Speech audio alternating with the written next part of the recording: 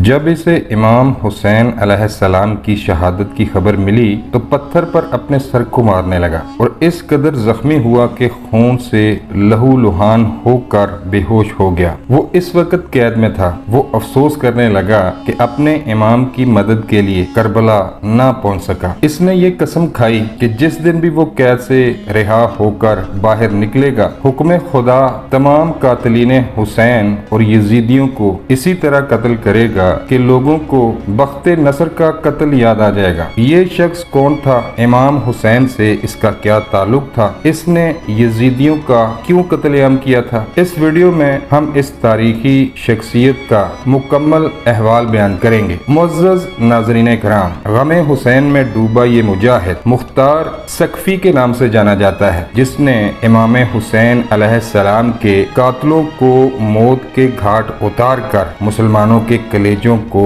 ٹھنڈک پہنچائی تھی۔ مختار کہا کرتا تھا کہ خدا کی قسم، اگر حسین ابن علی کے قصاص میں قریش کے 2/3 حصے بھی قتل کر دیے جائیں تو امام علیہ السلام پر جو ظلم ہوا وہ ایک انگلی کے برابر بھی نہیں ہوگا۔ مختار کا پورا نام مختار ابن ابو عبیدہ سقفی تھا۔ ان کے والد حضرت ابو عبیدہ نبی کریم صلی اللہ علیہ وآلہ وسلم کے جلیل القدر اصحابہ میں شامل تھے اور حضرت عمر کے دور میں جنگ قادسیہ میں جہاد کرتے ہوئے میدان جنگ میں شہید ہوئے تھے۔ مختار کا تعلق عرب کے مشہور و معروف قبیلے بنو سکی سے تھا۔ ابن اسیر نے مختار کو صحابہ میں شامل کیا ہے، جبکہ اکثر مورخین اسے تابعین قرار دیتے ہیں۔ مختار کو لوگ کسان کہا کرتے تھے۔ روایتوں کے مطابق امام علی علیہ السلام نے ایک دفعہ مختار کو اپنے زانوں پہ بٹھایا اور اسے کیس کہا تھا۔ تب سے لوگ اسے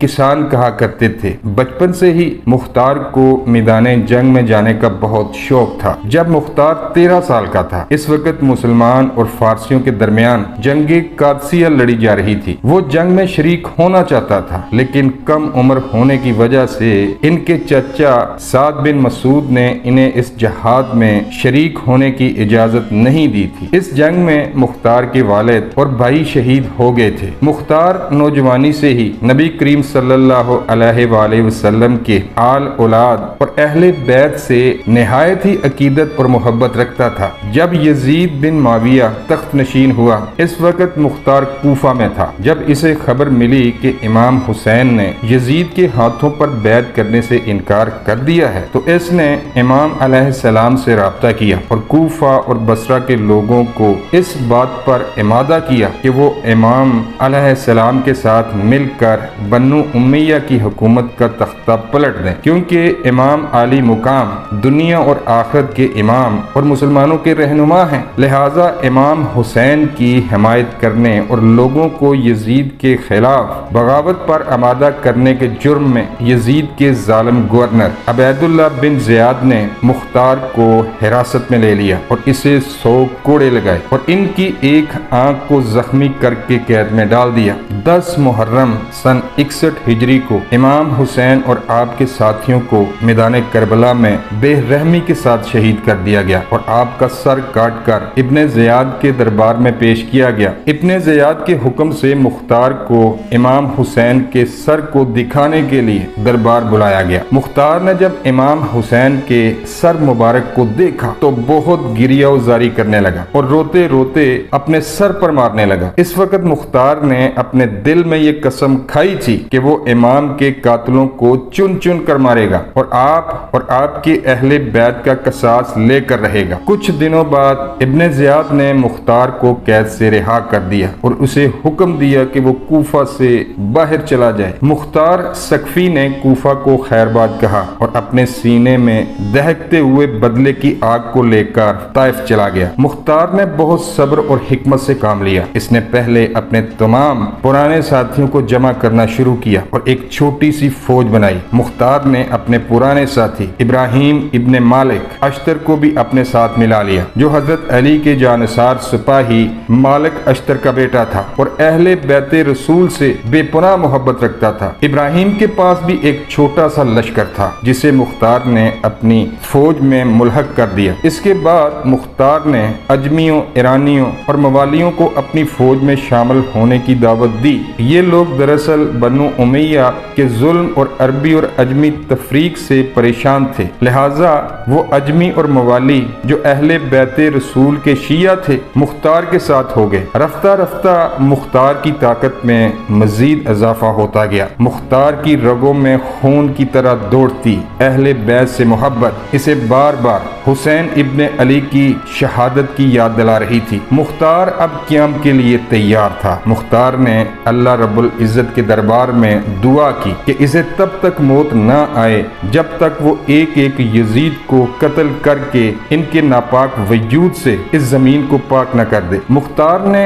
سن 63 ہجری میں سب سے پہلے کوفہ پر حملہ کیا۔ اس وقت عبداللہ ابن زبیر نے عبداللہ ابن موتی کو کوفہ کا گورنر مقرر کیا تھا۔ مختار نے اس سے جنگ کی اور کوفہ پر اپنی حکومت قائم کر لی۔ 66 ہجری میں مختار نے اعلان کیا کہ وہ امام حسین اور آپ کے اصحاب کے خون کا بدلہ لے گا، لہٰذا کوفہ کے شیعہ بھی مختار کے ساتھ ہو گئے۔ امیر مختار سقفی نے اپنے دربار میں ایک شخص کو مقرر کیا تھا جس نے ان لوگوں کی ایک لسٹ بنائی جو میدان کربلا میں یزیدی لشکر میں شامل تھے اور جنہوں نے امام علی مقام کے قافلے پر حملہ کر کے انہیں شہید کیا تھا۔ اس فہرست میں جتنے لوگ بھی تھے مختار نے ان تمام لوگوں کو تلاش کروایا اور انہیں قتل کرنا شروع کیا، جن میں شمر، خولی، عمر بن سعد شامل تھے۔ کہتے ہیں کہ جب مختار ان قاتلین کو پکڑتا تو ان سے پوچھتا کہ کربلا کے میدان میں تم نے امام حسین پر کیسے کیسے ظلم کیے تھے، وہ پوری داستان سناتا اور مختار اس داستان کو سن کر زارو قطار روتا تھا۔ سن 67 ہجری میں مختار کے سپہ سالار اور ساتھی ابراہیم اشتر نے عراق کے مقام موصل پر ابن زیاد سے جنگ کر کے اسے بھی قتل کر ڈالا۔ یہ وہی شخص تھا جس نے امام حسین کے کٹے ہوئے سر مبارک پر چھڑیاں مار کر بے حرمتی کی تھی، لہٰذا مختار نے ابن زیاد کے کٹے ہوئے سر کو کوفہ بھیجنے کا حکم دیا اور بالکل اسی مقام پر اس سر کو رکھا جہاں اس نے امام حسین کا سر رکھا تھا۔ ترمذی شریف کی روایت کے مطابق جب ابن زیاد کے سر کو کوفہ کی مسجد میں رکھا گیا تو ایک سانپ ظاہر ہوا اور اس کی ناک کے ایک سوراخ سے داخل ہو کر دوسرے سوراخ سے نکل گیا۔ اسی طرح اس سانپ نے 3 دفعہ یہ عمل کیا اور وہاں سے چلا گیا۔ اس عبرت ناک منظر کو اہل کوفہ نے اپنی آنکھوں سے دیکھا تھا۔ اس کے بعد ابن زیاد اور عمر بن سعد کے سروں کو مختار نے امام حسین کے بیٹے امام سجاد علیہ السلام کے پاس مدینہ بھیجا، جسے دیکھ کر آپ نے مختار کے حق میں دعا فرمائی۔ روایتوں کے مطابق مختار کے قیام کو امام سجاد کی اجازت اور حمایت حاصل تھی۔ سن 68 ہجری کے بعد مختار کی عمارت کمزور پڑنے لگی اور ابن زبیر کے بھائی مصعب نے کوفہ پر حملہ کر کے مختار کے قلعے کا گھیراؤ کر لیا۔ اس آخری لمحے میں مختار نے غسل کی عطر لگائی اور نماز ادا کرنے کے بعد بارگاہ الہی میں شکر بجا لایا کہ اسے اللہ نے اتنی مہلت دی کہ اس نے تمام قاتلین حسین کو جہنم واصل کر دیا، اب اگر اسے شہید بھی کر دیا جائے تو کوئی غم نہیں۔ یہ کہتے ہی وہ قلعے سے باہر آیا اور دشمنوں پر ٹوٹ پڑا، لیکن مصعب کی فوج سے لڑتا ہوا بالآخر شہید ہو گیا۔ تاریخ میں مختار کی شخصیت کو بنو امیہ اور ناظمیوں نے بہت بدنام کرنے کی کوشش کی، لیکن مختار آج ہر محب حسین کے لیے ہیرو ہے۔ غم حسین سے زخمی دلوں کی ٹھنڈک ہے اور مختار کو چاہنے والے آج تک اس سے شدید عقیدت اور محبت رکھتے ہیں جو قاتلین حسین پر موت بن کر گرا۔ دوستو ویڈیو اگر اچھی لگے تو لائک کریں اور چینل سبسکرائب کریں۔ ملتے ہیں کسی نئے ویڈیو میں، تب تک کے لیے اللہ نگہبان۔